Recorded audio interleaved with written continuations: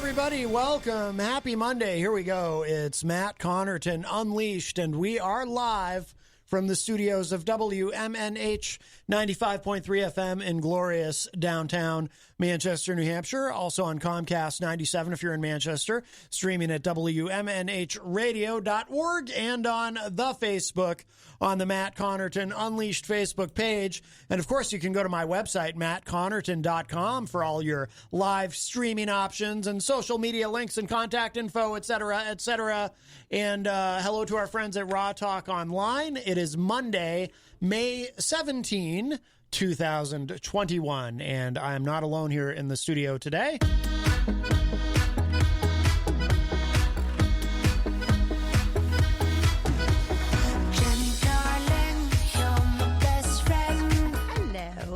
Jenny is here at the news desk. I'm presently present. Yes, yes.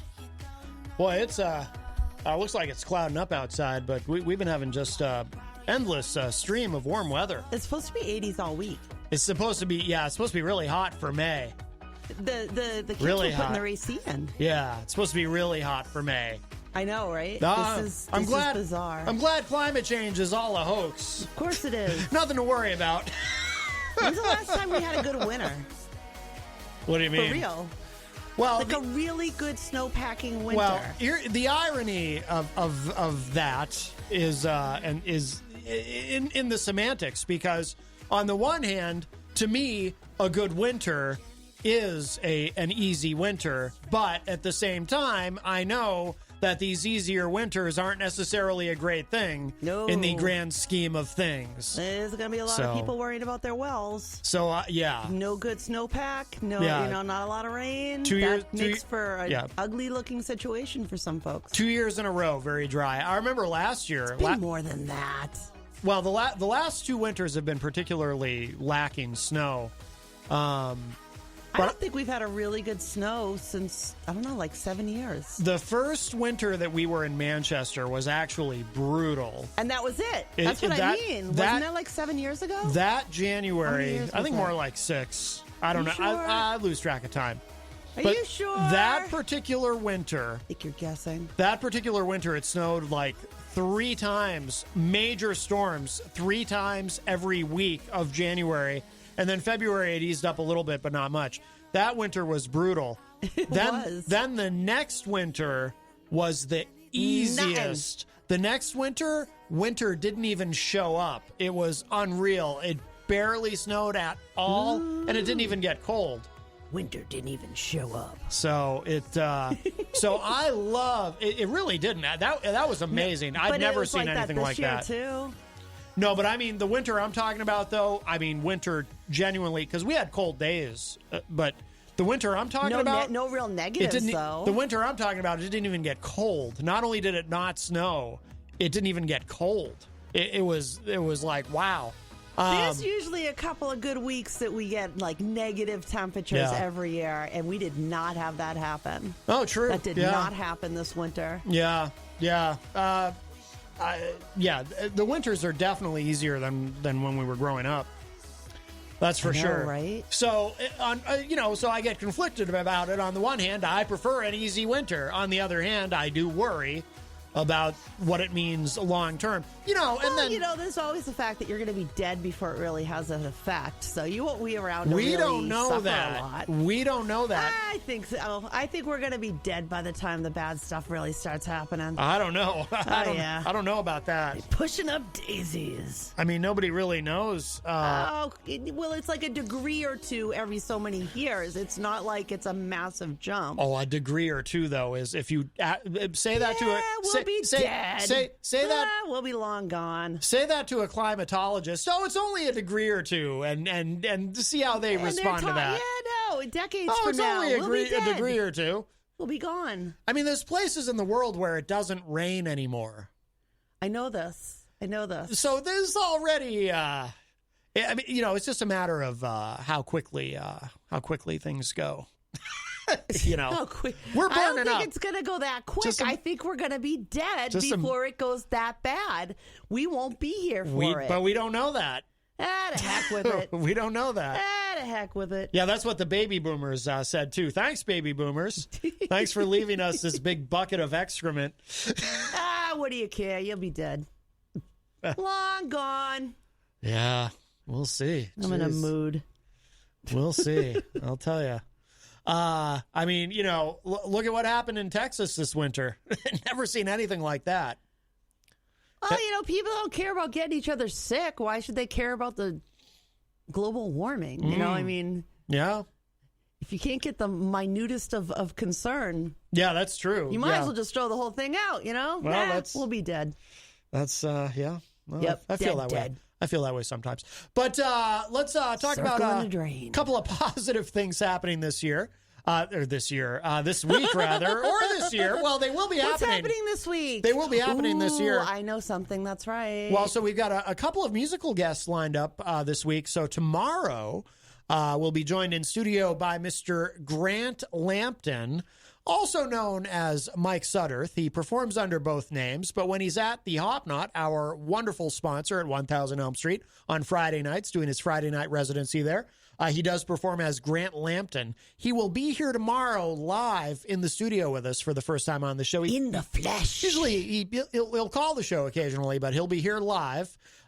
He's coming for the stimulating conversation, but he said he'd bring his guitar. With who? How dare you? With who? Who's the stimulating conversation with? We're going to arrange for Dave Ridley to call. Oh, no, that's going to flop. No, but he wants to come on to talk more than play. About? But that stuff. We're going to talk about stuff and things. Stuff and things. Stuff and things, not stuffing things. That's a good name for a place. Stuff and of things. A business. Yes. Stuff and things, and you can just change it up whenever you get bored. Mm-hmm. I've thought about that. That's a good idea. But so he'll be here tomorrow, Grant Lampton. And then Friday, we'll be joined by hip-hop artist Kay Daver, who may be here in studio if he can make it. If not, he's going to call. But one way or another, he'll be here. He's been on the show many, many times over the years. So we always enjoy It's that fun word you like, a phoner. Yes. I think it's a stupid word. Well, that's what they call it in radio. They call it a phoner. It's a phoner. It's a phoner. You know what it sounds like, right? See. Mm-hmm.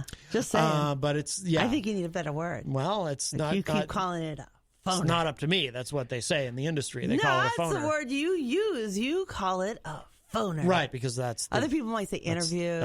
That's chat. The sit down. Phoner is kibitzing. Phoner is literally the established term. You shouldn't stand up with a phoner. Well, that's true. I learned that in the 7th grade. But anyway, so yes. Now, some sad news, although this could change because sometimes this changes. What's sad? I don't like sad. Easy G, Eric Gagnon, was supposed to be here with us Thursday to do his entertainment report. Scott Robinson is in the chat room. He'll be very disappointed to hear this. Eric is apparently ill. Yes, for reals. He's not COVID ill. He's ill with something else, some kind of like buggish. Mm-hmm. Because these things happen, COVID's still not the only thing in the world. Although he could have had, it could be, what if he had a breakthrough infection? I suppose that's impossible. Although statistically, it's highly unlikely. It's extraordinarily unlikely, especially since he's also been rather isolated. Mm-hmm. Yeah, that's true. He's so and he's fully vaxxed. I'm betting he picked up a buggy, and that's what's got him down. What if he has something new that nobody's ever heard of? Will you stop it? Well, wait a minute. Oh, God. Wait a minute. No, silver linings. What if it's something new that nobody's ever heard of and he's the first one to have it? He could get a disease named after him. Wouldn't that be exciting? That would make up for all of his fun. That would make up for all his scandals. Gagnon's disease. Call it Easy G's disease? Easy G syndrome? Well, you could call it the easy pill, and it could go up the old, shoot instead of down the throat. That would be easy. See what I did there? See what I did there? That's how it works. Yikes. Wow. I wasn't going there with that. Well, my goodness. I was kind of come up with a good, play on the... I know. You went medication, so let's go. I wasn't talking about medication. I was talking about the disease, what to call the disease. I think we should name the disease something, even if he has, something else. Gedum. Why Jeetism. G-itis. Rocky Uber suggests call it the McCarthy syndrome. So you can call it the G-itis, so G-itis, and then the EZ is the treatment. Get it? See?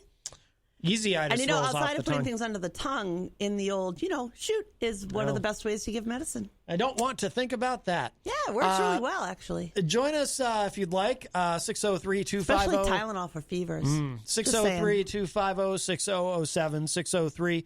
603-250-6007. You can also text us at 617-917-4476. Tweet me at Matt Connarton or send an email to Matt at Matt. Don't throw things at you. Yes, or send an email to Matt at mattconnerton.com. And you can also interact and opine in the Facebook live chat. But the best thing to do is give us a call, 603-250-6007. And I do want to remind you also, we are proudly sponsored by the Hop Knot. Don't go there today because Monday and Tuesday is their weekend. But I hear a rumor. Really? That we'll be doing hopefully a live remote from the Hop Knot in the future. I'm excited about that. Yes. And the patio is going to be a great place to do it, too. Absolutely. That will be very exciting. So I don't... And have some knot pretzels, have some pretzel pizza. I don't know exactly when, but I know that it is being worked on. So very exciting. But the Hop Knot, of course, they have delicious gourmet pretzels. They have craft beer. Amazing. They have wine. They have trivia night with the great Bill Cini on Thursday nights, who also does the trivia on the morning show now with Peter White. Friday nights, Grant Lampton, who I did see just popped into the Facebook live chat. And as I mentioned earlier, he'll be our guest tomorrow. Love. He plays there on Friday nights, providing some live music. They do Sunday brunch. They have some things coming up planned for Juneteenth. And you can join if you're a business and you'd like to participate. This is going to go, Oh, yes, June 18th, 19th, and 20th. There's a couple of things going on. So you can become a Juneteenth business partner to be featured as part of the Block Party Potluck. Create or feature a menu item as a potluck special to feature the weekend of June 18th through the 20th. Partnership includes advertising your special through Juneteenth social media pages, and it's a great way to get involved with other restaurants in the city through one thing we all share, food. Yes. So food is marvelous. Yes. I love food. So get in touch with the Hop Knot, Kenny and Trudy at the Hop Knot. Of course, you can do that through social media or contact me, and I'll put you in touch with Kenny. You can email me, Matt at mattconnerton.com, and I would love to connect you with them. They did a little bit for Juneteenth last year, but it was, because of the pandemic and restrictions, they were limited in what they could do. So this year it's going to be a weekend long event. And, there was some people out there that were helping people with voter registration information at the same time. Yeah. I remember when that was going on. Yeah. But this year is likely to be much, much better, much bigger, and much happier that we can all be around each other. Yes. But these things cannot go to the wayside. Right. There's a lot of people in this world that, as of last year, finally figured out what Juneteenth is. Well, there was that aspect of it. There was a particular moment where our president at the time, Donald John Trump, who some would say the greatest president in the history of the galaxy, and certainly the godliest, we should mention that too. Yes. But, he was chosen. A lot of Republicans believe he was chosen by God. Personally, handpicked, anointed, if you will, I believe would be the term. Jesus came down from heaven, showered him in a shroud. Right. With his 3 wives. There was a moment that Trump took credit for people learning about Juneteenth. Now, this is true. He really did. But wait a minute. Wasn't that around the same time that he thought what's his name was still alive? Frederick Douglass. Oh, Frederick Douglass, he thought was still alive. That was very early in the Trump presidency, but yes, there was during a... maybe it's the theme that's got me. There was during some sort of event where Trump was lauding the great efforts but was speaking about it in the present tense of Frederick Douglass. He said something about Frederick Douglass continues to do great work or something. Under his leadership, of course. Yeah. I mean, electing a president who doesn't actually read anything. He's got reach, man. Does have consequences. He's got reach. Death don't stop him. That's right. That's right. Jeez. But God help us. But Trump wasn't totally wrong. There were definitely some MAGA people who had no clue what Juneteenth was prior to there are still to Trump. So well, no, I shouldn't say that. But yeah, I should. Yeah. Well, yeah, no, it's true. It's true. We need a lot of people don't know. A lot of people don't realize. Yeah. I got to say that there's pieces of the history that I had no idea of until last year, until I really started reading it. And that's one thing the plague kind of did is gave more opportunities to check stuff out. Like, you know, how many times you're sitting there like, well, I got time to look at this. Yeah. Because time changed differently during this last year of the plague. The plague. Christian LaCoss is in the chat room and says, thank you to everyone who came out to see me play this weekend. It meant the world to me. Yes, you and I went last night to the 603 Bar and Grill, formerly known as Panucci's. And DJ Reckless. DJ Reckless, yep. We didn't stay for, what do we say, for about an hour and a half? Yeah, about that. We didn't stay the full night. It's kind of hard on me to be. Well, you've got always. For you, well, we both have our hearing to consider. Yes, but I can turn my hearing aids off. You can. I can block out the world. I'm particularly careful. Like if I go to concerts, I wear earplugs now because no, even with hearing aids, I'm supposed to wear earplugs because the tinnitus can get worse, and I always hear it. Yeah, I never don't have tinnitus. I spent many years playing in bands, and I got into a habit over the years where I would always wear earplugs at band practice, and some of the bands I was in were very, very loud. You were vanilla from the beginning of time. I would wear earplugs during band practice, but then I wouldn't wear them during live shows because I was afraid. You know, because unless you get expensive, like you can get sonic earplugs, or if you're in a major touring act, of course, now they have the in-ear monitors that block out external loud sound. So you've actually got monitors in your ear canals. You can do that with headsets, though. You can have a headset that does that. Well, yeah, but that's awkward on stage. But they have the in-ear monitors that are the size of hearing aids. Yeah. But yeah, I would tend not to wear my earplugs on stage because, and the irony was not lost on me at the time, but because I was afraid I wouldn't be able to hear things as clearly as I needed to while playing. But of course, now I don't hear things as clearly as I probably need to because while doing normal activities? Because I damaged my hearing. Yeah. Yeah, seriously. And I definitely have. There's something called nerve deafness, which is where you don't necessarily hear things. It's not so much that you don't hear things at the correct volume. It's that it just comes through a little bit garbled. And I definitely have some of that. And I noticed years ago, I was on the phone one night. This was while I was still playing in bands, but I was on my phone and I went to switch from my right ear to my left ear. And for the first time, I noticed, wait a minute, why does it sound different? You know, I had the phone up to my right ear and then I go to switch to my left. And I realized I couldn't hear as clear. It was like I was hearing at the same volume, but I wasn't hearing. But it wasn't as clear. And I was like, "What the hell?" Signal is not getting through. And I knew immediately what it was. You done it. It's now tangible. I've damaged my hearing. Mine is slightly damaged from medication as well. Yeah, because unfortunately, one of the medications I was on for breast cancer caused damage to my ears. Yeah. And exacerbated the hearing loss I had from sirens. Yeah. And being young and stupid, because I, of course, was young and turned up music louder than I should have and went to see bands without earplugs. Oh, yeah. Didn't we all? Christian says, I love having my headphones because I can't hear anything when I'm mixing. What you guys were hearing last night, I couldn't hear unless I had my headphones on. Yeah.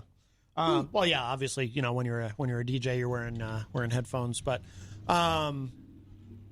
yeah, it is interesting what they can do now with you know, like there's surgeries, you can get implants in your ears now. My audiologist said I will never not hear. Yeah, she's always got tools and ways to help keep me hearing. But there's all kinds of ways to, you know, Brian Johnson of AC/DC, maybe 5-6 years ago, he retired. He completely retired because he had basically gone deaf, and now he's back in the band and they're touring. Wow! Because they were able to. I don't know the details of what they did for him. I assume they did. they have those implants cochlear that they implants, can do now. Yep. Yeah. And they work wonders. That's why the audiologist said I would never not hear, because that option's always there. Yeah. No matter how the hearing aids go, if it ever got to that point. But I love my hearing aids. Yeah. I love my hearing aids. I didn't realize how much sound I was missing. Yeah. I mean, if you remember, I was like giddy hearing the sounds of birds and things that the car did that I had no idea. Yeah. Yeah, I'm probably missing a lot. Honestly, I'm probably missing. I don't know. I mean, it's so hard. I even notice it here. Sometimes I've gotten better about it, but doing the show here, especially when I first started doing the show here at WMNH, there were days where I would kind of, at some point during the show, I would think, why do I have the headphones turned up so loud? I've done that too. They don't need to be this loud. And then I'll reach over and kind of turn them down a little bit. But it's like this weird thing. Like, I'm just hearing the sound of my own voice. Why do I need to hear myself so damn loud? But you're like that off air sometimes, though. What do you mean?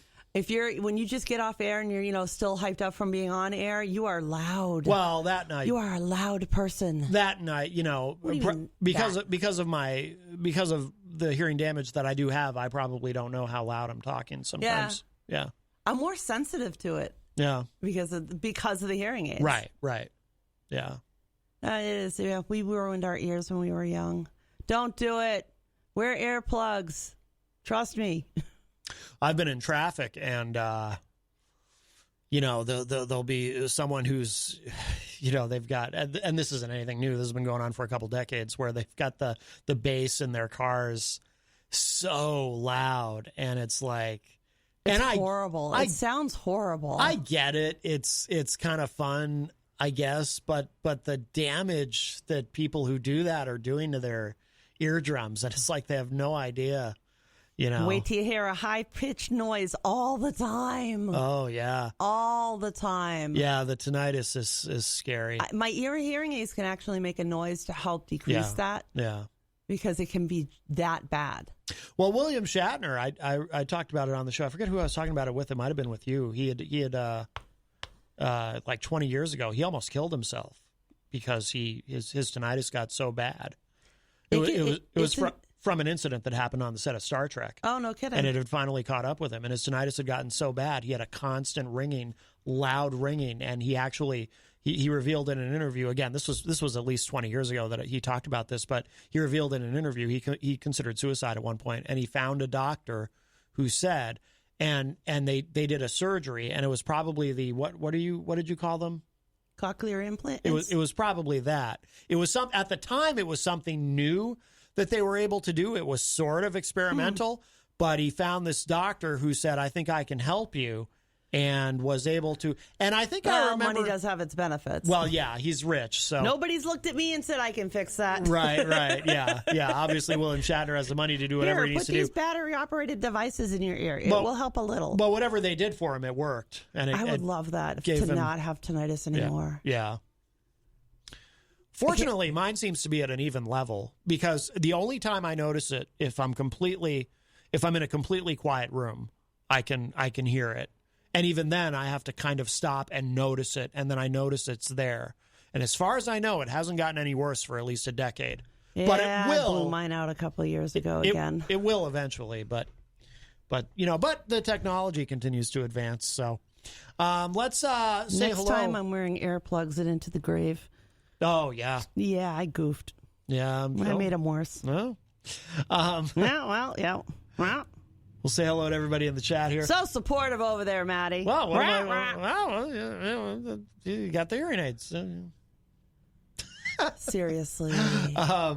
Hello to Mike Pelopita, who joins us and says, hi, Matt. Hi, Jenny. Good afternoon, everyone. Mike, of course, from another one of our wonderful sponsors here at WMNH 95.3 FM, Queen City Cabinetry in the historic Sunbeam Mall. I was trying to figure out why, because Peter says in the ad that the Sunbeam Mall, it's the historic Sunbeam Mall, and I looked into it, and apparently it's named after General Sunbeam, who won the war. What war? Oh, I don't know. There's some war, and it was General Sunbeam. His name is Sunbeam. Yeah, so that's why it's the historic Sunbeam Mall. It's named for General Sunbeam. Sunbeam. He won the war. As in a beam of sunlight? I don't Sunbeam. know. If it wasn't for General Sunbeam, war? we'd all be speaking Hungarian or something. What? That's what I was told. I don't know. Where did you go? Where did you go? I went to Wikipedia. Oh, God. It was on Wikipedia. Really? General Sunbeam. Probably found some crap somebody wrote for themselves. Yeah, well, that's why. It's named for him. Ay, ay, ay. Let's see. You're in the chat room. No, I'm not. Yes, you are. I see you. Shoot. See, I saw you in there. Wayne Noel, who is a top fan all the way from Michigan, says, afternoon all. Christian LaCoss says, this song sounds like some of the stuff I went through this weekend, I believe, referring to Gimme Some Truth by the great John Lennon. Find. You know, I went to play that the other day. And because I like to play that. That's one of my go-tos once in a while. I like to hear it. And I accidentally played Instant Karma by mistake, which is my favorite John Lennon song. So maybe subconsciously I did it on purpose. I like it when you pull something out that, it's not the typical, it's not what everybody plays. Yeah, yeah. Rocky Huber is a top fan, says, hey, everybody, hope you all had a good weekend. Yes. Christian says, this weekend was legendary. Melanie La Liberty joins us and says, I've been staring at a computer for 8 hours. Please make me chuckle. Oh, gosh. All right. Well, we'll do our best. I'm so sorry you've had to do that. Mm-hmm. If it starts talking, though. Oh, Mike Pelopita says, what I was saying about the Sunbeam Mall is true. General Sunbeam's name is etched in the basement wall. For real? This is a real Sunbeam? Yes, General Sunbeam. He won the war. Google it. Seriously? Without him, I mean, New Hampshire's got the weirdest stuff. We'd all be speaking Australian or something. Face sliding off mountains. Talking about putting something on the Barbie. What? No, yeah. That's not even this continent. Thank God for General Sunbeam. That's all I'm saying. You are full of it. I have to look this up now because now I'm like really wondering if it's real. You know why I think Trump, or the real reason Trump won in 2016 is I think he reminded people of General Sunbeam. He's got that vibe. It was the orange glare. Probably, yes. Mike says his picture is pretty intense. The picture of General Sunbeam. Guys are full of it. You're full of it. What do you? I just know you're full of it. Oh, no. You're full of it. There's a store. There's a Sunbeam General store. Yes, and bread, if I'm not mistaken. He had a lot of things. I make good bread. He had a lot of things. He had a lot of things named after him, General Sunbeam. This is not real. Of course it is. How dare you? It is not real. Well, we don't... this is foolishness that you've come up with yet again, the ghost of General Sunbeam is going to be very upset with you if you keep going on that I put path. in New Hampshire General Sunbeam, and I got Queen City Cabinetry right at the top. Right, yes. Well, of course. His name is etched in the basement. At the Sunbeam Mall. Right, the historic Sunbeam Mall. It doesn't say historic. I think that's something that Peter's putting in there. It's very historic. Mike says it is spelled with 3 E's. No, it's Sunbeam. not. Try that. Oh, no, it's not. I'm looking at the address. Very important to spell General Sunbeam. On Queen City Cabinetry's website, I'm looking at their address, and it's not what he just knows. It's important to be respectful to General Sunbeam because his ghost will haunt you. That's where that expression comes from. When somebody says, great General Sunbeam's ghost. Oh, these are some really pretty cabinets. Wow. Yes, well, of course. Ooh, I like the legacy cabinets. They're really pretty. You can bring your kitchen to life with those. I mean, our landlord... you can. These are really nice. Our landlord really, would probably really nice. be kind of mad, but, I doubt it. If I got to redo the cabinets, are you kidding? Well, that's true. I would, too. I'm crazy like that. Well, especially if I don't plan on going anywhere, because then just everything looks good.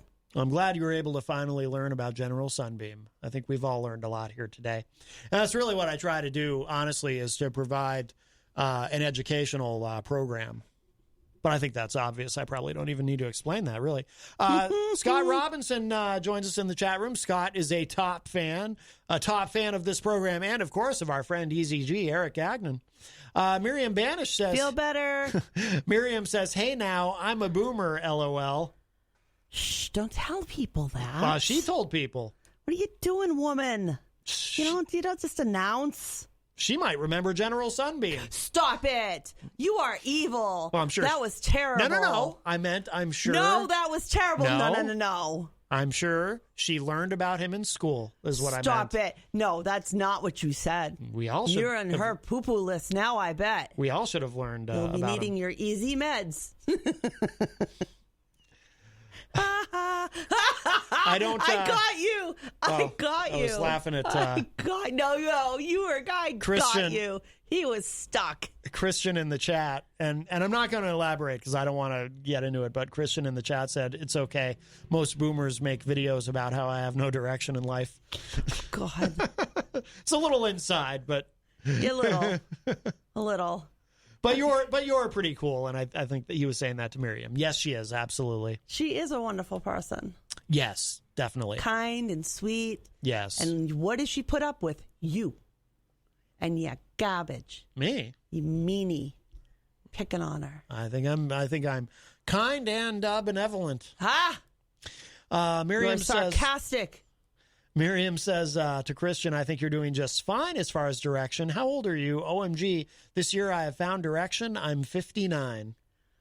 You can't. How do you have finally find direction if you're just at the age to start a direction? Like, how does that work? What do you mean? You're 20 years old. You're just getting out into the world. You haven't had a chance to do anything yet. You're just getting that chance. So how can anybody say that you don't have this or don't? You're just getting started. Yeah. You have to actually get started and come out of the gate before somebody can start criticizing you. Yeah, I agree. You know? Yeah. Just saying. Yeah. But hey. Yeah. No, I know. Facts are finicky little things. Miriam has some good advice. She says, don't listen to haters. People who have direction at 20 may have to change direction entirely at 30. You know, there's something to that because... Do you know how many careers people can have these days? Well, do you know when, statistically, people who go through a career change, it typically happens in their 30s. That is the most common decade in life for a complete change in career because that's the age where people tend to kind of figure out what they really want to be doing with their life. This comes into play a lot when, you know, there's been a lot of discussion over the years about people, you know, parents kind of maybe trying to push their kids into a career or to picking a major when they go to college or whatever. And there's just a lot of debate around that about, you know, should you really try to push someone in a particular direction at an early age when they're not going to figure out for themselves until later on, typically, what they really want to do, which goes to, you know, Christian has tried and continues to try a number of different things, which I think is very healthy. Absolutely. And I think some people take that as him not having direction, but I take it as he's 20 years old. When you're that young and you don't have any responsibilities yet, like, you know, a family to raise or, you know, a lot of expensive bills, you but know, like college loans and whatnot. Making money? But that's the age, right? But he's making money. That's the age. He's at the age where you want to be trying a lot of different things to, you know, figure out what you really want to do. I think that's kind of an old school of thought thinking, though, on the 30-year-old type things, because I've had a chameleon life. I've gotten to have multiple everyone's careers. different. But in midlife, when your children are grown and out, that's also another time. Sometimes people go back to school. Oh, yeah. And go after those things that they kind of got sidetracked on when they had kids. Yeah. But statistically, career changes happen in their 30s more often than than any other decade. Yeah. But we have a call. Hi, welcome to Matt Connarton Unleashed. Who's this? Hey, it's Christian. And now that we're on that topic of direction and career changes and everything, all throughout high school, they push you to, you know, pick a college major and everything like that. And the majority of those people that pick their major when they're a junior, right? They change it by the time they're a sophomore in college, you know? Very common. It's like, yeah. These days, most colleges won't let them pick in the very beginning. They go to general studies or in a direction, but they don't have a declared major until their junior year. Yeah. Exactly. And, like, with the whole career change thing, unless you're going to be a doctor, you know, and you got to go through those, like, 10 years of schooling and stuff or something like that, you're going to change careers. It's just what you're going to do. Yeah. You know? And it's like, I've tried a million different things. not because I've been exploring them as careers, but because it's fun. You know, from photography to DJing to scootering to everything else I've done. It's like now's the time I to do it because it's fun, not because I want a career. Now, if something does pop off and, you know, hey, I see a chance to make money in all this, that's a different story. Right. That's a different story. Maybe it can be a 5 to 10 year career job, you know, where it's like, oh, shoot, this looks fun. Mm-hmm. Like DJing, I see potential in that, as messy as it can be. With all the promoters and everything like that, I see a big potential in that, especially after Sunday and this whole weekend and the amount of money I've made from it. Yeah. Well, also, too, you know, you're not afraid to put yourself out there and do these different things. And a lot of people are. We've talked about it on the show, not to rehash it all, but I remember, you know, getting out of high school and I went through this, and you hear this term more in business, but this analysis paralysis, where I had a hard time figuring out what I wanted to do. And I was so afraid of making the wrong choice that I would just end up not really doing anything, you know, and it took honestly, there's no such thing as a wrong choice as long as you're happy. Yeah, well, unless you end up in prison or something like that. Or you can't pay your bills and you lose your home. Unless you just have to go rob a bank. I mean, that's kind of a wrong choice. But, hey, if that makes you happy... Can't keep up with the car repairs, so the car breaks down. Yeah. And robbing a bank's not worth it anyway, because when you go to open the bag, it squirts all the ink in your face. So it's clothes and stuff. It's messy. Yeah, it seems like more trouble than it's worth, really. So I'm very, and longtime listeners of the show will know this about me. I generally oppose bank robbery. Yeah, I've taken a position that's a stand that I've taken, and I know it's a courageous one, but you know, I have broad shoulders, and I'm willing to go on record with that. I do oppose bank robbery. Yes. And now hear me out too with like the whole DJing and everything else I do. You know, I may not have a direction in life, but I'm happy, and you know, there's another opportunity within the opportunities I'm doing. I can branch off from DJing and become a promoter. I can, you know, hopefully one day own my own bar. Or, you know, I could start up a YouTube channel again. Yeah. Which is every day, every time I see people use my name and get 1 million, like 100 more views than they usually get, and then don't tag me in it, I think it's more of a great idea. Yeah, I think people should tag you and stuff. That's only fair. At least put me in the SEO tags on your YouTube channel and spell my name correctly. Yes, those things are important. Did someone misspell your name? No. He gets that from me because I keep saying, "Did they spell your name right?" And he says, "Yes." So I say, "Okay, good," because you know that's something you need is you want the name spelled right. Absolutely. And also, lastly, I want to say thank you to you guys for showing up last night. Oh, that was of course. Insane. Also, my pleasure. Thanks to Kyle Heavey too. Kyle showed up. Oh, good. Rocky showed up Friday. Yep. A lot of my teachers showed up yesterday for some random reason. Oh, that's cool. Yeah. That was quite cool interesting. And weird at the same time. You know what I mean? It's a bar, so it's kind of weird all at the same time.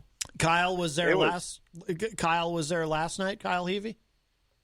Yep, Kyle was there looking like a true dad and supporting. Wow. Well done. Very nice. We missed him. It must have been right after we left. Yeah, he came around, I want to say 12. Oh, okay. 11:30, 12-ish. Yeah. Well, good. Very good. Then we had a whole flash mob, too, which really, you know. Did you? Yeah, it was weird. Randomly, right at the end, everyone decided to do a flash mob. I was like, okay, let's do it. Interesting. Oh, cool. But yeah, the youngins do strange things these days. Big thank you to you guys and everyone who came out last weekend. Well, actually, yesterday.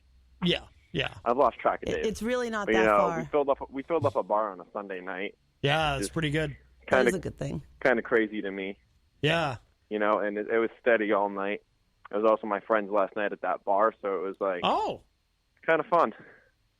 Was he the one who was up there with you for part of your... No, Andrew is a kid who is basically in the same boat as me. We're working together to, you know, start DJing more and everything like that. But one of my friends is a bartender there, and it was her last night. Okay. And she's the one who really got me this gig, so it was kind of bittersweet. Yeah. And I really hope they keep me there. I'm going to talk to the owner and see how far we can go with this, because that's the most fun I've had in a long time. Yeah. So it was also the biggest crowd I've been around since COVID. True. Yeah. Since we've reopened. So that was insane. Well, that's I don't the know biggest. if you guys saw, but that's the at biggest one crowd point we've been during around. the show, I started crying because I was like, after the whole tumultuous weekend and everything like that, and the amount of emotion, it just all came out because I was like, I'm here. I did it. I made a statement. I walked out there and I kicked it. I kicked butt. Mm-hmm. Mm-hmm. Yeah. Very good. Keep it With that up. being said, we'll be back at it again Wednesday. Keep it up. Now, where are you going to be Wednesday? Central Ale House from 8 to 10 p.m. Friday, Central Ale House, 8 to 10 p.m. It's actually the only thing I have this week, unless I talk to the owner of 603 and figure out what we're doing. I think he'll have me back, though. It was pretty fun. Oh, yeah, yeah. So you'll be at Central Ale House Wednesday and Friday this week. Yeah. Very good. Very good. I believe that's where our very own DJ Midas will be having a stunt as well on for, Memorial Day. Yeah. Yes. Yeah, On I'm the so ready for that one. family. Yep. DJ Midas, host of Late Night Delight here at WMNH. Midas has also been like a guy that's a great guy. I've gone to him for advice on promoters, everything else like that, because, you know, this whole nightlife scene, it's a little messy and it's new. It's weird to navigate, especially when you've had not much experience in it. Like I went in as a photographer. Yeah. And now I'm DJing. And, you know, people yesterday were like, weren't you just a photographer? I'm like, yeah, but, you know, I'm always around doing different things. Oh, yeah, that's right. Put your camera away. It's on the table. I didn't hear what she said, but it's probably a good thing. I said, put your camera away. You left it out on the table. Ooh. Yeah, I tend to leave a lot of stuff out on the table, except I didn't. Why were you? I have one question.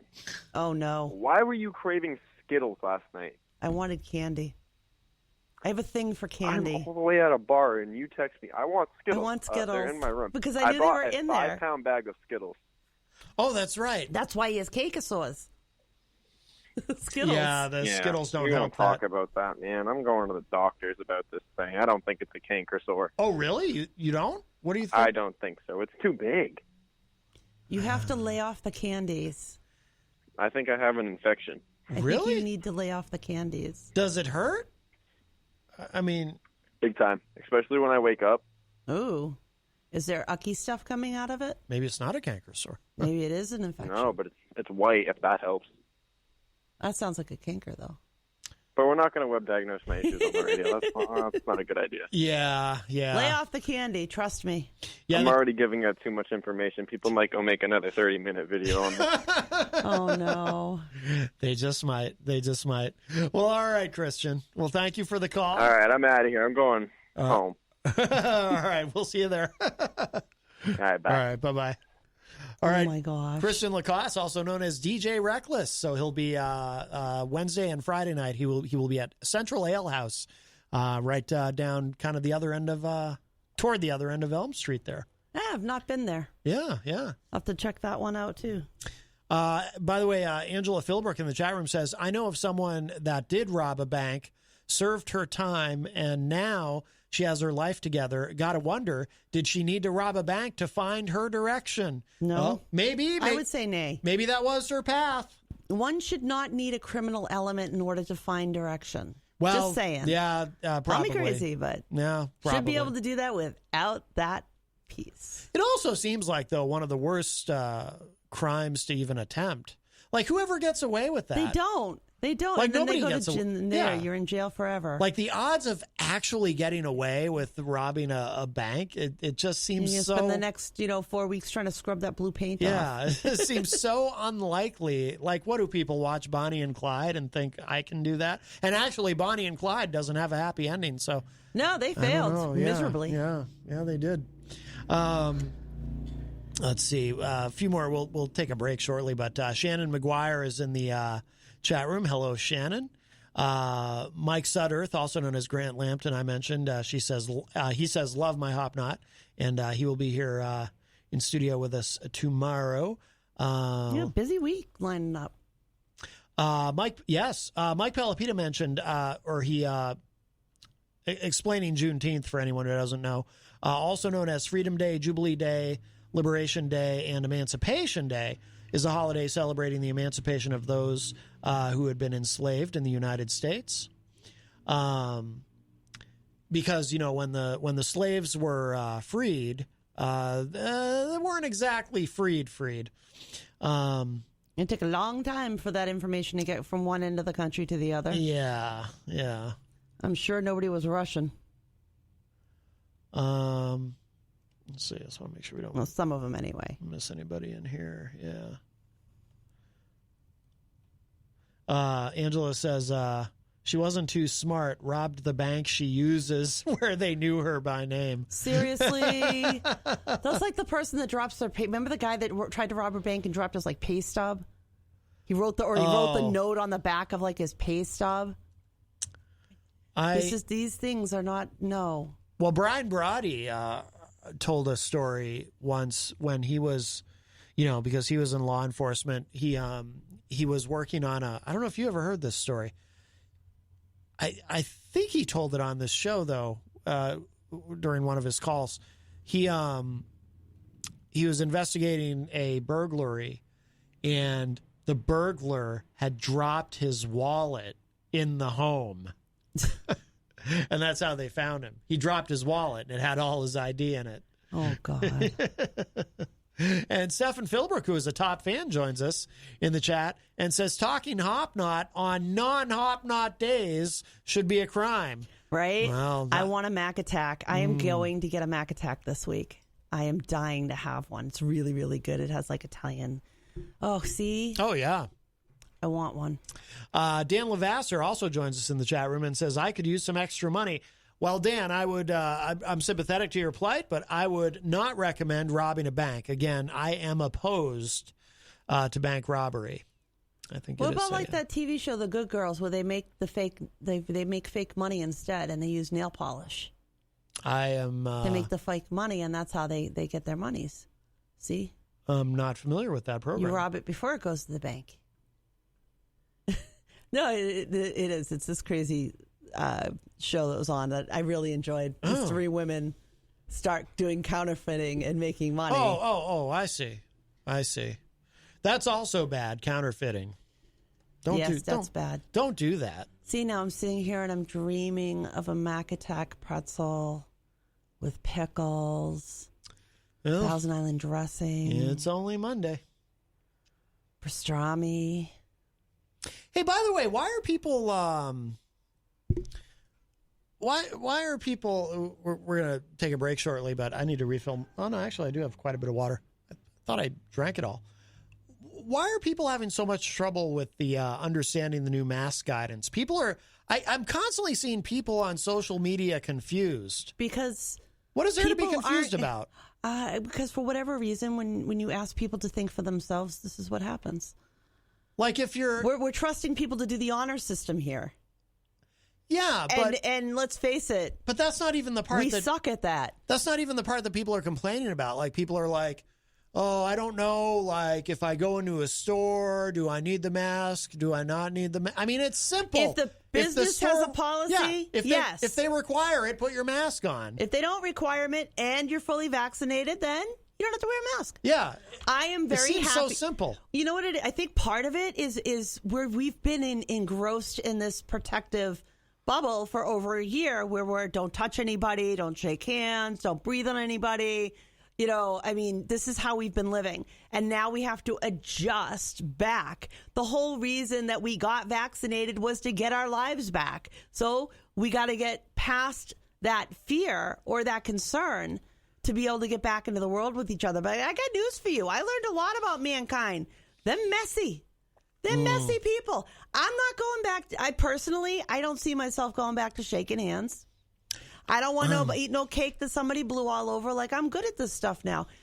But I don't need to be an extremist and walk around in a bubble anymore. I am vaccinated. I am safe. I can trust the science. Yeah. I can wash my hands. I can use Purell. I can, and I don't trust other people quite as much as I used to. And I think that's part of the problem here is I have to put trust in you on the honor system, that you're going to not lie to me. You know, that you're going to do the truth. And unfortunately, about half the country, I don't trust to do that. So it's kind of a mixed bag, really. Yeah, but I just don't, like, when I hear people complain about, I don't know if I'm supposed to wear the mask when I go into the store. It's like you said, because if they require it, you wear it. If they don't and you're vaxxed, you don't. But most of those people are the non-vaxxed. Unless you want to. These are the ones that won't do Trump's vaccine. Yeah. These are the ones that are standing there going, oh, no, it's my body, my right, which is, of course it is. Absolutely. But your body, your right, you are taking responsibility for you, and you are saying to the rest of the world that you're going to take the additional precautions we want you to take to keep from getting everybody sick. Yeah. You know what I mean?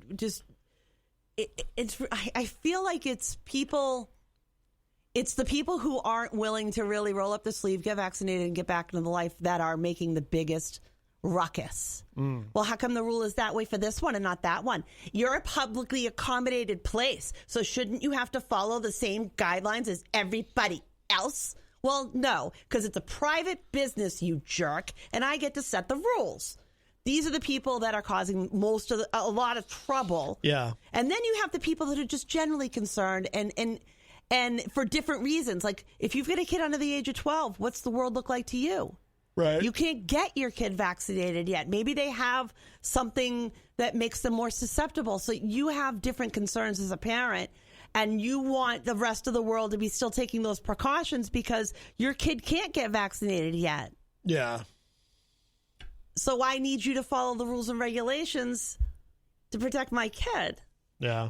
But I can't trust you because you're going to lie and you're going to just walk around without a mask on even though you never got vaccinated because you don't care that my kid can't get the vaccine yet. Yeah.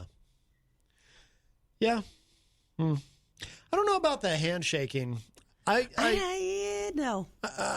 Part of me, I'd rather fist bump people or something, but at the same time, if surface transmission is so rare as they now believe it is, and that's not my problem. Almost entirely aerosol. That's not my problem. Well, you don't want other germs like that's my problem. Colds and yeah. You wiped your bum. How do I know that you washed your hands appropriately?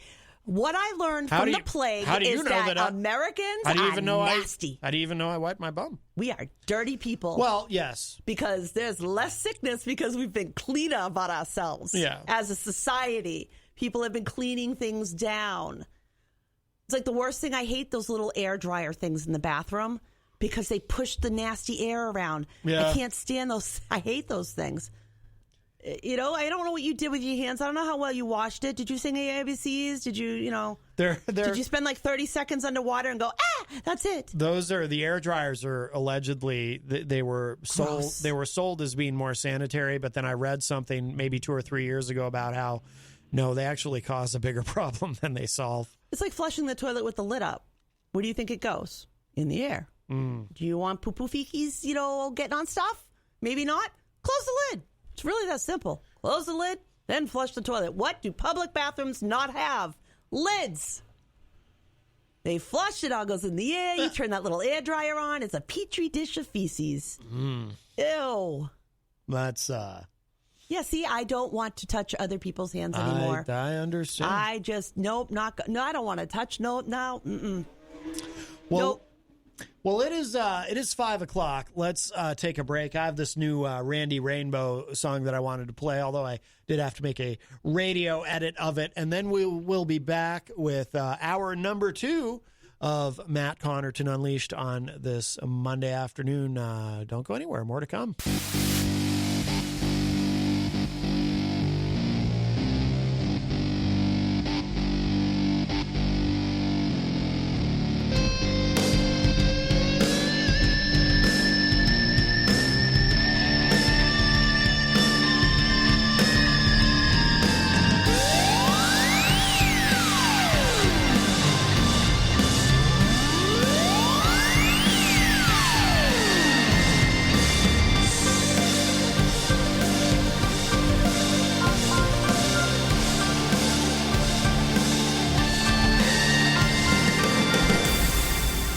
Welcome back, everybody. It's hour number 2, numero dos of Matt Connarton Unleashed, and we are live from the studios of WMNH 95.3 FM and also Comcast 97 if you're in Manchester, New Hampshire. Of course, streaming at WMNHradio.org and on the Facebook on the Matt Connarton Unleashed Facebook page. You can also go to my website, mattconnerton.com, for all your live streaming options and contact info and social media links. And hello to our friends at Raw Talk Online. It is Monday, May 17, 2021. Today is tax day, by the way. So they did extend it 1 month this year because of the pandemic. But today is the day. So if you haven't done so already, that's something you'll want to do. And if you need to file an extension, it's actually very easy. You can do it right online at irs.gov. You don't even have to tell them why you need the extension. You just tell them you need an extension. So from what I understand, it's very, very simple. But Jenny is here as well at the news desk. I am. Yes. And we will take your calls at 603-250-6007, 603-250-6007. You can also text me at 617-917-4476. Tweet me at Matt Connarton or send an email to matt@mattconnerton.com. And, of course, you can opine and interact in the Facebook live chat. But the best thing to do is give us a call, 603-250-6007. I want to remind you, too, tomorrow on the program, we'll be joined in studio by Grant Lampton. And, yes, he will be bringing his guitar. We'll try to He is. Excellent. We'll try to cajole him into doing a couple songs. But he's mainly coming to talk. He wants to talk. Let's have a discussion. A song guy. We got to have at least one good song. One song. That's right. Just one. That's right. Grant Lampton, also known as Mike Sutterth, he does perform Friday nights at the Hop Knot, our wonderful sponsor, and he's doing a residency there. He's there every Friday for, I don't know for how long. Yeah, the patio is open now over there, too. So, I want to go. I want to go on a Friday night and get to hear him. Yeah. Absolutely. Well, you can. I can't. Yeah, I can. I am here Friday nights for Retro Spectrum Radio with Paulie C. Which I faithfully listen to every week, but I think I can spare one. Yes. Well, it is available after the fact. It's been so long. WMNHradio.org. Yes. There you go with the hairball again. That's what I say at the end of Retro Spectrum Radio. I say, it's been so long. It's 2.5 hours. It is the hairballs again. I'm kidding. Yeah, no, I love it. I always look forward to that, actually. We have a great time. Yeah, last week was all female artists. Yep. I loved it. Some songs I haven't heard in a long time. Yeah. That was really great. Yeah, it's fun to hang out with Paulie C. and, of course, our friend Dan Randlett. And this coming Friday, we're also going to be joined by DJ Stephen Light from the old Happy Wheels. And it'll be the time the four of us are together on the show. See, in the past, DJ Steve has been there on weeks that Dan wasn't able to be here for the show, kind of filling in. But this will be the first time all four of us here together at the same time. Oh, we'll see what's going to ensue there. Yes. I don't know. Yes. It'll be a lot of fun. Yeah, exactly. So Grant Lampton will be here tomorrow, and on Friday we'll be joined by New Hampshire hip-hop artist Kay Daver. Haven't had him on in a little while. It's been at least 6 months. I'm excited about all the artists coming out again. Yes. And now the weather's warmed up, getting to see more people. Mm-hmm. I'm really excited for this. Yeah, absolutely, yeah. It's nice to have some normalcy. Yes. Yeah. Lord knows it's been a long time since we've seen that. Yes. Normalcy. Yes. A little over 4 years, but who's counting? Oh, well, yeah, depending on what kind of normalcy we're referring to. Yes. Is there another kind? Well, I mean, there's different ways to think about what is normal. I meant normalcy in terms of just being Nothing able to... Nothing about me is ever normal. Just being able to congregate amongst the people in crowds. No, I don't know about the crowd thing. I'm still a little bit leery on crowds, believe it or not. Yeah. Just, no tight spaces, like elevators. Right. Not ready for those yet. Oh, yeah, we had I know what you're referring to. We had a moment when we got here today to the building where there were 3 people who were about to get on the elevator. And the elevator here isn't that big to begin with. No, it's not. So we're not about to get on an elevator with 3 other people and have 5 of us in the elevator. And it's got nothing to do with COVID. I don't want whatever anybody might be walking around with. That's just too many people in a small space for me. Right. I'm just a little bit more leery now that I know that we're all pigs. Mm-hmm. Yep, we're all pigs. Nasty, nasty people. I've been fascinated by this Rudy Giuliani story. And, we played something from the Remix Bros today to open the show. We played John Lennon's Give Me Some Truth, and then played something from the Remix Bros that sampled Giuliani's recent appearance on Tucker Carlson. But I'm not going to believe they're doing anything until I see an indictment. While watching this, the thing about this that has me so interested is Giuliani has been begging Trump through intermediaries, attorneys, to help him, because Giuliani did all this legal work on Trump's behalf, but Trump hasn't paid him, apparently. And Trump is notorious for not paying people and for not paying lawyers, and will probably never pay Rudy a dime. And, I said on the show recently, Trump probably thought Rudy was one of those buy here, pay here attorneys where, if they don't win for you, you don't pay. But will Giuliani roll over on Trump if Trump continues to not pay him? Because Giuliani needs to be able to pay his lawyers. No, he's not going to, because no matter how you slice it, he can't come out smelling clean. Right. He goes in that direction, he's all done. Well, according to rawstory.com, this is the newest on this, Rudy Giuliani is desperately begging Trump to help as feds close in and is being ignored, according to a new report.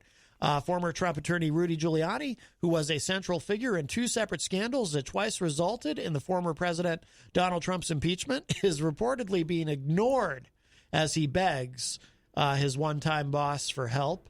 Among other things, I'm sorry, I skipped a paragraph there. The Daily Beast is reporting that Giuliani and his allies have been sending frantic pleas for help after the FBI raided the former New York mayor's apartment earlier this spring. Trump, however, has refused to come to Giuliani's rescue, which has led to, quote, simmering frustrations among Giuliani's allies. He thought he was special. Mm-hmm. He thought he'd get different treatment. Among other things, Giuliani wants Trump's financial help in dealing with legal costs stemming from the investigation, and to also put out a statement claiming that all of Giuliani's work in Ukraine was done on behalf of him and the United States government, not foreign interests. Because Giuliani, he thinks that'll help him. Yeah, of course. So far, those entreaties have fallen on deaf ears. How far the mighty have fallen. The Daily Beast writes, quote, 2 people close to Trump say they have urged the former president to lay low on the matter and to refrain from making too many statements or commitments on Giuliani and the federal probe. Various people in Trump's social and political orbits have been trying to convince the former president for years that Giuliani has been too great a liability for him, and they have suggested that he cut the lawyer loose. So, Little too late. Yeah. Just saying. Poor Rudy. Couldn't happen to a nicer... Never mind. Yeah, no. A big story. Jerk. Melanie in the chat says, I love karma. It's so pretty. He'll get his own cell. So there's that. Well, they'll never be able to put him in Gen Pop. You don't think so? No. He put too many of them in there. So you got that too. That's true. That's what I mean. How mighty the fallen. How far they have fallen. Here's the guy that was like the go-to attorney that was going after the criminals and getting everybody put into jail. Well, he took on the mob. I mean, that's now he is the mob. Whoa, no. Let's be careful there. hang on. His own version. No. Him and Trump, they got their own version. That's it's modern day mobism. That's what you meant. Yes, okay, yes, good. it's the modern day rendition. There's no actual such thing as the mob. Right? That's not, I have no idea. Not if really. These are real or not. No, it's not really a thing. Well, it's their own version because they live in their own little happy world. You meant where hyperbolically. You meant yes. I understand. I see. Creepy, dirty old men like to hang out with little girls in hotel rooms. Yeah. To have a drink. Really. Right. Yeah. See, I still can't get that one out of my head because that was really gross. Mm-hmm. Speaking, of course, of the Borat film. Well, he had to adjust himself. When the interview was over in the main area of the room, apparently the appropriate thing at that point is to join for a drink in the bedroom. Mm. You will leave the well-lit area where you're comfortably sitting in chairs with this person to go to the bedroom. Because that's what people do. Yeah, well, you needed to... When you're creepy, dirty old politicians. Well, he's just a creepy, conniving little politician. Little snot. He does remind me of Golem. Don't you insult Golem. He's a cute little creature. My precious. Yes. Another story. This broke today. So apparently in South Carolina... Now, I do oppose the death penalty, but I am generally in the name of liberty for choice. It is nice to have a choice on things. Apparently, now in South Carolina, if you are to be executed, you get your choice. You get to pick. What are your choices? You get to pick. Door number 1. You get to pick between the electric chair and door number 2. And a firing squad. Oh. Isn't that fun? I think I'd want the firing squad, maybe. I think. Do I get to pick the team? Like, do I get to make sure they can shoot? I don't know about that. You only need one to be able to shoot you.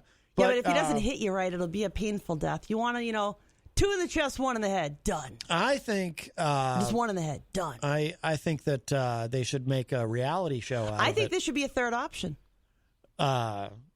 You can be chemically killed, and then your whole body can just be harvested because that's, the right thing to do. You mean lethal injection? Well, yeah. Well, no, because we can't make it too lethal because then you screw up the organs. Well, so we have to take the organs. That's how we got here. So we could do like an internal decapitation, an internal hanging where the head pops off. So the reason this is happening is because of that, because you... So we should clarify for people, because we're being funny about it, but I think you and I agree very on this. Sarcastic about it. We both oppose the death penalty. We do. We both do. Yes. And so this is a mortifying thing, but I've never seen this before. Where not only are they bringing back the firing squad in South Carolina, but they're giving you a choice. You can have that or the electric chair. But the reason this is happening is because, and we might see similar things. This has been kicking around for a while. We might see similar things happening in other states. There's some common sense to this in a way. But there's a problem with lethal injection. For the past decade plus, the way they get these, it's weird to call them medications because they're not being used for medicine. They're actually being used to terminate a life. But the way that they get these, the companies that sell them, and a lot of them are European-based companies that sell them these medications or whatever term you want to use, these chemicals, to carry out these executions, they're saying, no, we're not going to do this anymore because we don't agree with what you're doing because it's not okay to kill people. Because that's not what the med was made for. Right. These medications were made for a totally different purpose. Right. And for that reason, it is made carrying out the death penalty in the United States by lethal injection very difficult because it's almost impossible now to get what you need to do it. Right. So that's what has led South Carolina to do this. And I think there's more to it. Well, that is the reason this... If I shoot you in the head, can I get better organ donation out of you than if I kill you through lethal injection? Maybe. I don't know. I don't know enough just about it. Just checking, why should we let people just go to waste that way? We should just harvest everything. It's all very barbaric. We can just churn jails into harvesting organizations. We'll just put them through like chickens. But But that's why this is happening, because lethal injection has become largely untenable. Now, South Carolina hasn't actually carried out an execution in about a decade, but here's what I don't know. Is that only because they just don't really do it much? Like, some states kind of de facto have gotten rid of the death penalty by just not doing them anymore. Unless they were under Trump's wing. Or is it because they just weren't able to do them, and now with this change, they'll be able to do them again because they're getting rid of lethal injection and going back to a choice? But then again, what changed between Trump leaving and Biden coming in? Because when Trump was leaving, they were killing people left and right. They were trying to get as many death penalty cases done before Trump left office. Do you remember the news reports that were coming out about the increase in the number of people on death rows around the country who are now going, and they were making sure they got them dead? Well, because the Trump administration lifted the moratorium on federal executions. And a lot of other countries are very much opposed to the death penalty. In fact, they won't let somebody come back to the United States if they're coming back to a death penalty state. We're the only modern industrialized democracy that continues to do this. Still? You sure? I believe so. I thought China had death penalty. Well, yeah, China and doesn't Russia. count. Yeah, a modern industrialized democracy, not... Oh, democracy. Yeah. I missed that word. Yeah. But seriously, no, it's a big deal. There's too many people that we've read too many stories of people who have been killed and they weren't guilty. Yeah, there was just one in the last week, I think it was Arkansas.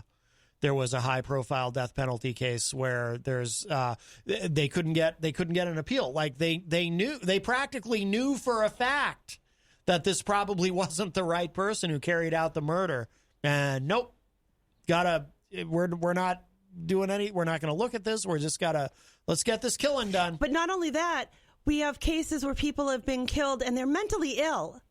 Is it okay? That also happened in Arkansas. Is it okay with you if somebody is murdered or the death penalty happens, but they are mentally not well? They are not sane. They are not 100%. And this happened, but they're not sane. Yeah. And now we're going to kill them? Does that help anything? Is that even okay with you? Is it okay with you to put someone to death who's mentally ill? Right. And what mental illness is okay? Is it okay to kill somebody who has maybe mild, but you know what I mean? Like, where's your line of mental health issues? If you're a little ADHD, that's okay. But if you're bipolar, we're going to care. Well, there was somebody this is what I was actually thinking of. I had a couple of things conflated in my mind, but there was a case in Arkansas, and I remember this vividly. Recently, yeah. Well, no, there was a case in Arkansas during the 1992 campaign because Bill Clinton at the time was very pro-death penalty because it was a period of time where Democrats were trying to prove to everyone that they could be just as quote-unquote tough on crime as Republicans. So Bill Clinton was a pro-death penalty Democrat, and there have been a lot of them. Actually, including Hillary Clinton, Barack Obama, and even Jimmy Carter. But Bill Clinton, he suspended his presidential campaign on 3 separate occasions to fly home to Arkansas to preside over executions, which he was not required by law to be there for them, but he did it anyway, and he made a big show of it. Wow. Because he was trying to show that he was tough on crime and be this quote-unquote new Democrat. That was a term then. And one of the executions that he presided over was for a developmentally disabled person. There was a recent case that I remember seeing posted with the Innocence Project involving a young man who was mentally ill. And I do believe they actually put him to death recently. The Innocence Project is a great resource for information. They do a lot of work. And, this is an area, when we were kids, there was no such thing as DNA. Now, people do DNA from their bedroom. It's spit in the tube and send it off, and you get to know anything you want. DNA is fun now. Yeah. But back in the day, it didn't exist. Now they're able to prove innocent with DNA testing. Yeah, there's other forensic resources, too, that exist now that didn't exist at one time. Absolutely. Things we can see that we couldn't see before. Exactly. Science grows in leaps and bounds, and we don't keep up necessarily as a society. Our thought processes are still kind of backwards. Like they think you're guilty. They put you in the news, and everybody, oh, you must be guilty. And then DNA evidence comes out, and they're like, "Are you sure? Are you really sure that person's not guilty?" Tom Blanchard in the chat says, "What about Mike Addison? Has been on death row for 10 years." Yeah, I don't know if he'll ever be executed. He had killed a police officer here in Manchester, and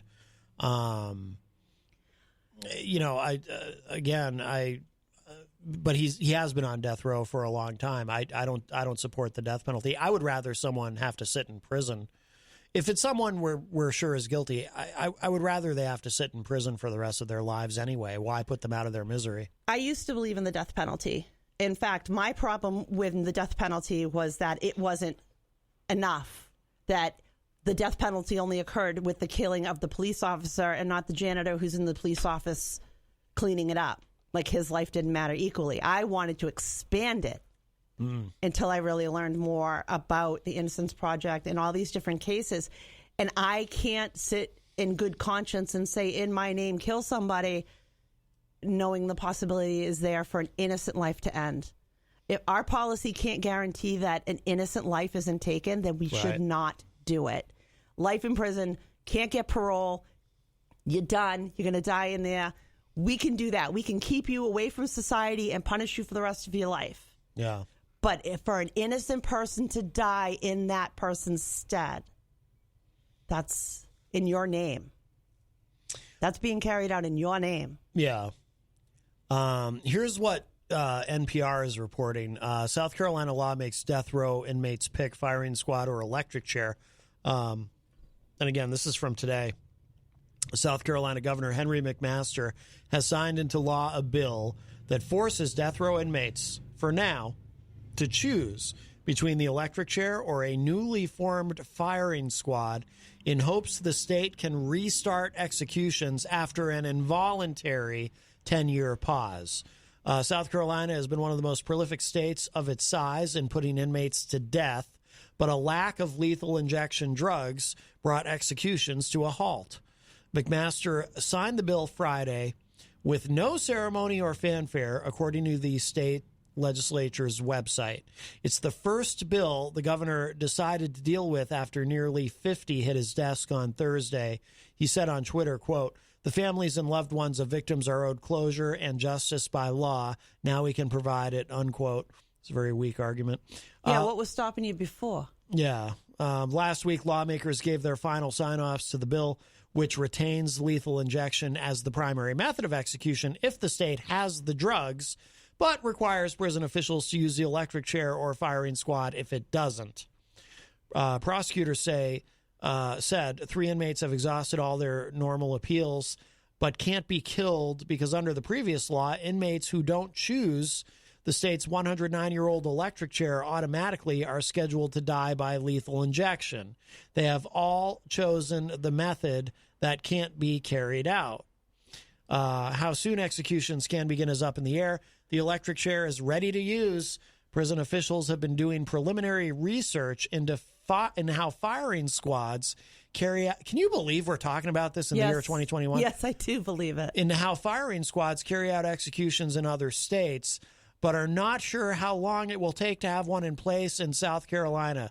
The other 3 states that allow a firing squad are Mississippi, Oklahoma, and Utah, according to the Death Penalty Information Center. Wow. 3 inmates, all in Utah, have been killed by firing squad since the U.S. reinstated the death penalty in 1977. 19 inmates have died in the electric chair this century, and South Carolina is one of 8 states that can still electrocute inmates, according to the center. Lawyers for the men with potentially imminent death dates are considering suing over the new law, saying the state is going backward. Yeah, no kidding.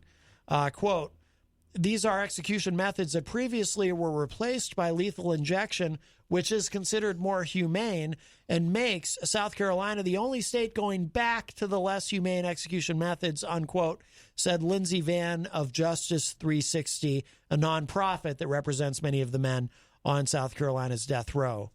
From 1996 to 2009, South Carolina executed close to average of 3 inmates a year. But a lull in death row inmates reaching the end of their appeals coincided a few years later with pharmaceutical companies refusing to sell states the drugs needed to sedate inmates, relax their muscles, and stop their hearts. South Carolina's last execution took place in May 2010, and its batch of lethal injection drugs expired in 2013. I love how they say that. Like, it's just so nice the way they put it. What you just said about, oh, God, I'm sorry, hon. My brain just went off. I literally just lost that. That's okay. But it was something about the way you said that just now. It's like, geez, are they trying to make it sound nice or something?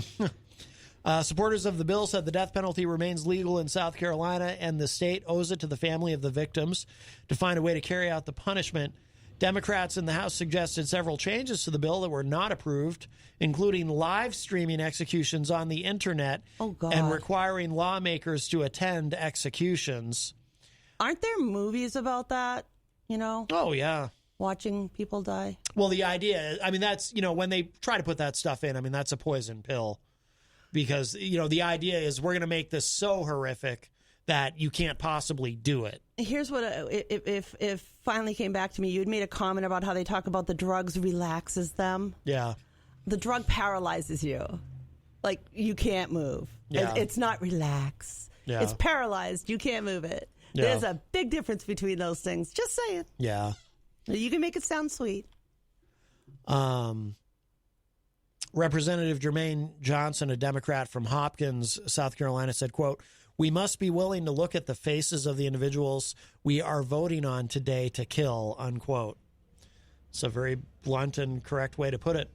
Opponents brought up the case of 14-year-old George Stinney, whom South Carolina sent to the electric chair in 1944 after a one-day trial in the deaths of 2 white girls. He was the youngest person ever to be murdered or to be killed by death penalty. That's what it says here, yeah. He was the youngest person executed in the U.S. in the 20th century.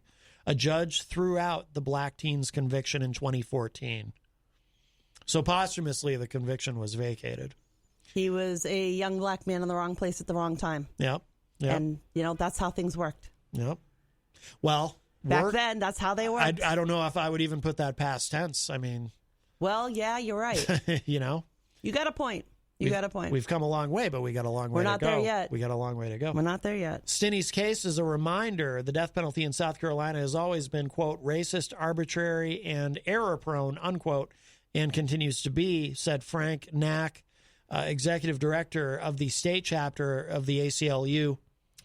Knack said in a statement, quote, "In the midst of a national reckoning around systemic racism, our governor ensured that South Carolina's death penalty, a system rooted in racial terror and lynchings, is maintained," unquote. 19 of the 37 inmates currently on the state's death row are black. 7 Republicans in the House voted against the bill, most of them saying it did not make moral sense to approve sending people to their deaths, when 3 months ago, many of those same lawmakers approved a bill outlawing almost all abortions, saying all life is sacred. Well, good for those 7 Republicans. Representative Jonathan Hill, a Republican from Townville, South Carolina, said, quote, "If you're cool with the electric chair, you might as well be cool with burning at the stake," unquote. Well, good for him. Yeah. Well, you are frying somebody, quite literally frying somebody. It's incredible to me that we're talking about this in 2021. And look, we have made a lot of progress on this issue, and we still look like barbarians to the rest of the world. Well, yes. Most of the world, I should say. And it's not, the death penalty is not as partisan as most issues are, in that you do have a lot, if you were to think about it in a reductive way, you might say, well, liberals tend to oppose it and conservatives tend to be for it. But there is some traffic in both directions on the issue. There always has been. Like I said, there's always been pro-death penalty Democrats. Barack Obama, Hillary Clinton, Bill Clinton, who seems to have moderated on it. Joe Biden was very enthusiastic about the death penalty at one time. Jimmy Carter was when he ran for president. Jimmy Carter was a pro-death penalty, tough on crime Democrat from Georgia. I feel like as a society, Americans in general are different species now than they were back then, though. Right, because some of those Democrats have changed their position. And some of them grew up with signs that say white people fountain here, colored people fountain here. Yeah, and a lot of Republicans have moved from being pro to anti death penalty as more and more of the data shows that, you know, we sometimes kill innocent people or we kill people who we find out later, well, there was a question about whether this person should have been convicted, and it's just too much of a risk to take with human life. But even grosser than that, the vast majority of them are men of color. Oh, yeah. Time and time again. And these laws were based in racism of the day. Back then, you didn't share the food counter. You didn't share issues. That young man that you were just talking about was in the wrong place at the wrong time and accused of, you know, looking at two white girls or something to that effect. A young black man could find himself at a loss of life by merely looking at a white woman. Mm-hmm. You know, there were multiple attempts in Congress in those days. It's not that long ago where they wanted to make an amendment to the United States Constitution banning interracial marriage. They wanted to follow the one drop rule. If you had one drop of colored blood in your skin, in your body, you were colored. You couldn't do various things. And a lot of this happened around the same time as Massachusetts, I believe, was the first state to have an interracial marriage. Oh. And I believe it was that case. But if you want to see something really wild, I did this myself. Look up the floor speeches that have been given in the United States Congress in an attempt to amend our Constitution racially. On the floor of our Congress, how people of color are spoken of. And this was done not once, not twice, but at least 3 different times in Congress that was tried. And this is where these things came out of. And a lot of these people who are on death row fell into that. Yeah. Colored man, wrong place, wrong time. You got it. You got picked up. You're the one that goes to jail. Who's going to think you're innocent? Nobody. You're guilty, of course. Because we convict people in the press. I honestly wish we had a society where crime wasn't televised quite so much. You know what I'm saying? Like, for some people, it's really hard for them to get found innocent. And when they are, their lives are still ruined. Like, they lost their job, their house, whatever, because we've already been tried and convicted in the press, even if they were innocent. Yeah, I'd actually forgotten a moment that we had gotten rid of the death penalty here in New Hampshire. And, you know, a big reason why is because there were enough anti-death penalty Republicans. Some of them, you know, people we know who voted to finally get rid of it. I will say when I started looking into this, I was still a Republican, and there were people that I served with as Republicans who were at the same time as I learning more than what they realized. Right. Yeah. The idea of the death penalty was supposed to be some kind of criminal deterrent. Yeah. But it's not. No. It's not. And as long as any innocent life could get lost under the rules and regulations that we have for that, we can't have it. You can't have the death penalty if there's a chance that someone innocent is going to die. Yeah. That's not justice. Yeah, the idea of it being a deterrent is so bizarre to me anyway. Every once in a while I'll still hear someone make that argument, and it's like, come on, it doesn't make sense. I mean, I've never I could be wrong. I don't have personal experience with it because I've never actually contemplated killing someone, but you know, I've always assumed that when someone does contemplate killing someone, I can't imagine part of their thought process is, Now, let's see. I need to think about what the laws are in this state, because if there's a death penalty in this state, that would be a problem for me, because if I'm caught and convicted, I could be executed. But if there's no death penalty and the worst that's going to happen to me is I'm going to end up in prison for the rest of my life, then I'm good. What the hell? I might as well...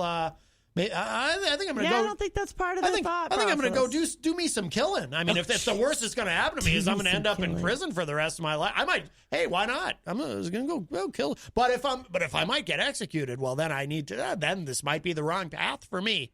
So, I mean, I would be impressed if someone actually put that much thought into it, I suppose, because, you should think about what you're doing. That might be more along the lines of like a premeditative psychosis, psychotic kind of a thing. Yeah, I don't think that's the average criminal. I mean, you should do... Criminals don't follow laws. That's why they're criminals. Right. I mean, you should do a cost-benefit analysis of things and use your critical thinking skills to make important decisions. But I just don't think that particular one is someone who kills someone makes. I think it's cheaper to house them for life than it is to go through all of the appeals processes and the isolation and all the extra stuff that has to be done. With the death penalty case. If you want to come down and talk about money, well, then the conservative money aspect would be life in prison without the parole, because that's less of a burden on society as far as money goes. Yeah. Isn't that true? So a lot of people don't realize that it actually costs more to execute someone than it does to just keep them in prison forever. Because we give them a ton of appeals, but... As we should, yeah. Of course. Yeah. But even with those things... Just look it up. Just do a Google search on like the number of cases. You will be shocked, if you have never looked at it before, how many cases there are of young black men who were killed, who were not guilty, who were found innocent later on. And to me, I can't live with that. I can't say in my name, I want you to go kill that person. I can't live with that, knowing that innocent life can be taken.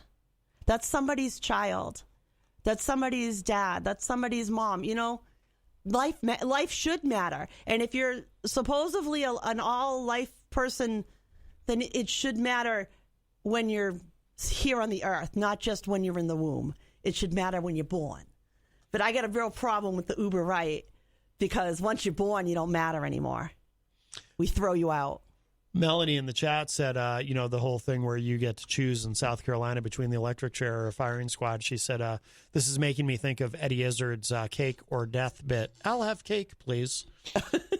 There was I don't know where he is now. I think he's just in another market. But years ago, there was a conservative talk show host on... was it 96.9 when it was a talk station, 96.9 Boston Talk. His name was Michael Graham. And I remember he wouldn't go out of his way to talk about it, but for some reason one day on the show, the subject of the death penalty came up. And he expressed that he opposed the death penalty, but the way that he was a very consistently conservative guy, but the way that he framed his argument against it, he didn't frame it as, look, I'm a staunch conservative, except on this one issue. On this one issue, I take the liberal position. He framed it as he felt that opposing the death penalty was the conservative position, and he never understood why so many of his fellow conservatives were in favor of it. And he said the reason he felt that way was part of what is so endemic of conservatism is a distrust and a skepticism of government. So from his perspective, to be conservative, it didn't make sense for him as a conservative to say, well, I distrust and I'm skeptical of the government to do anything right, except for this one thing. When it comes to convicting and executing someone for murder, the government never gets that wrong. No. on that, they've got this down, and that's fine, and nothing can go wrong. It's just everything else the government can't do right. But when it comes to that one thing, I believe in the government. No, to him that didn't make sense. So he felt that it was truly conservative to oppose the death penalty, not to be in favor of it. And I always thought that was an interesting argument. Not one you hear often, that's for sure. No, I mean, there are growing, I mean, if you look at the polling data, growing numbers of conservatives who have come over to the correct side of the issue. There are a growing number of conservatives that aren't misogynistic anymore either. I'm sorry, but we're coming out of a society that thought very differently than we do now. We're starting to see people more as individual people instead of black, white, male, female. You know what I mean? Yeah. It's not that society anymore. It's not our parents' world. Yeah. And that's a good thing. Before we run out of time, I just happened to see this pop up on Mediaite.com, which is one of my favorite sites. Crime of the century. Trump goes ballistic over election again. Bashes Fox News, Newsmax, and Mike Pence as cowards. In a trio of statements sent out on Saturday and presumably posted to his blog, he's got that new website. From the desk of. I got to sign up for that. I haven't checked it out yet, to be honest. I need to. Ex-President Donald Trump flipped out some more about the 2020 election, Maricopa County, and Fox News, and bashed Mike Pence, too, while he was at it. It was practically a compilation album of his favorite tracks. In the first, emailed at noon on Saturday, Trump kept it short and simple-minded, posting...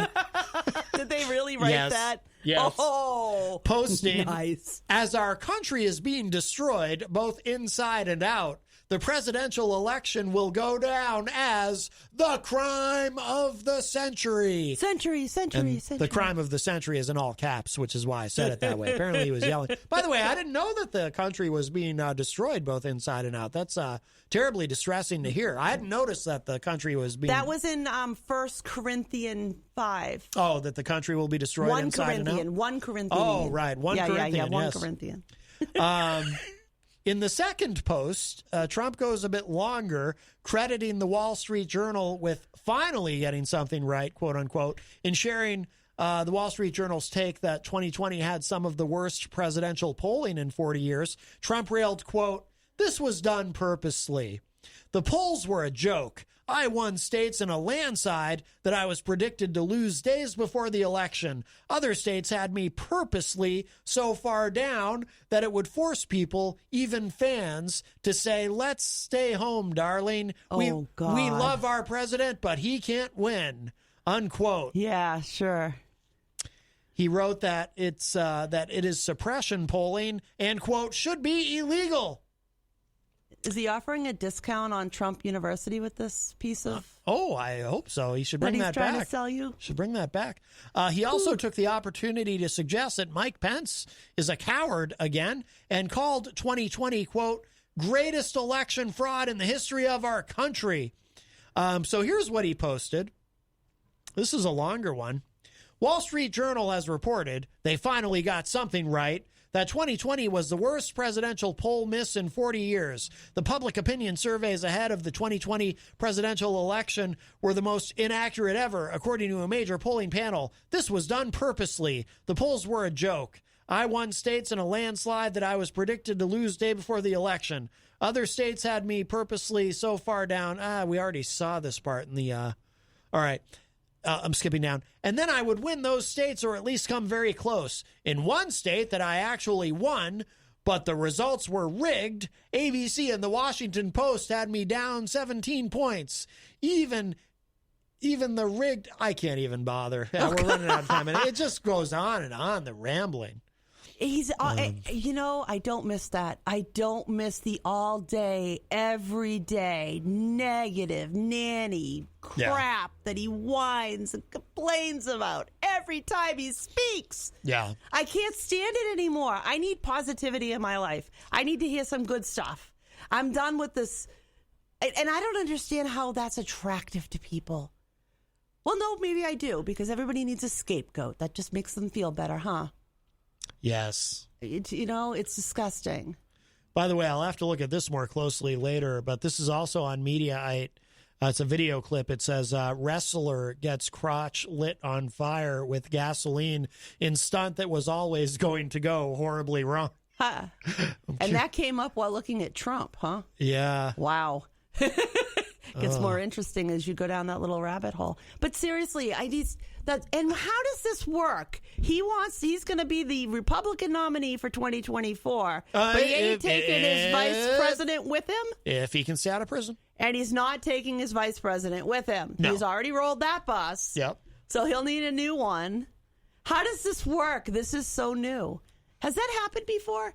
Has any president ever lost re-election and then dumped his VP and ran with somebody else? No. I don't think that's ever been done. No. I'll give him credit. He's doing something that's not been done before. Well, you know what the Q people believe, that Mike Pence on the day of the certification of the election was to be presented 2 envelopes, and he would then have the option to choose one of the envelopes. He could and the anointing of the Lord was on him. He could choose the envelope that would carry out the crime of the century. If he was led by God. But Satan led him that day. That's right. Or he could have chosen the other envelope that would make Donald Trump magically president again for 4 years. But he failed. He failed to choose the envelope. He listened to Satan. You know, that's right. I am Q. Wow. Well, seriously, we were talking about that before showtime, that we watched a video of somebody who's believing this junk we're talking about. And they said, I am Q. That is a line out of a Star Trek episode, Next Generation. Yes, well, that's a very different Q. I believe it's episode 1, I am Q. That was a Q played by the great John Delancey. Yes, a character on a fictional show that somebody decided to try and take pieces of and put it in reality for the fun of it, like Space Force. Yes. Well, we are out of time. Warp speed ahead. I do have a song I'm going to play related to one of our topics today. But tomorrow on the show, we'll be joined by Grant Lampton, who, of course, a great local musician who performs Friday nights at the Hop Knot, our wonderful sponsor in the Brady Sullivan right across the street. So Grant will be here tomorrow. Friday night, we'll have hip-hop artist Kay Daver. No entertainment report from EZG allegedly this week because he is vomiting and other things, I guess. We wishing him well and a speedy recovery from whatever bug he has collected. Yes, and if it's something new, we'll be able to call it Easy's syndrome or something. Or the medication. Which will be very exciting, yes. Yes. So we look forward to that, being able to name something for him. He deserves to have something named after him, I think. It's Giitis. Giitis, yes, and we need an easy med to care for it. And if you missed any part of today's show, it'll be up in just a little bit at WMNHradio.org and, of course, MattConnarton.com. Stick around. I believe a replay of Granite State of Mind with the great Rob Azevedo is coming up next at 6 p.m. here on WMNH 95.3. And that's it. Oh, and thank you to Christian LaCoss for calling us earlier. Yes. Always enjoy talking with it. Well, we talk with him every day, actually. We're all proud of you at WMNH. We live with him. Good job. Yes. Good job. Absolutely. All right. This is the song's called Firing Squad. This is by Lifehouse. Oh, God. Remember the band Lifehouse? No. You don't remember Lifehouse? Maybe I'm about to have a trip down memory lane. What was their big hit? I don't know. Big in like the 90s or 2000s or something. I don't know. Yeah. One of those bands. Anyway, we're out of here. I'll get y'all a little bit later. Bye. Bye-bye.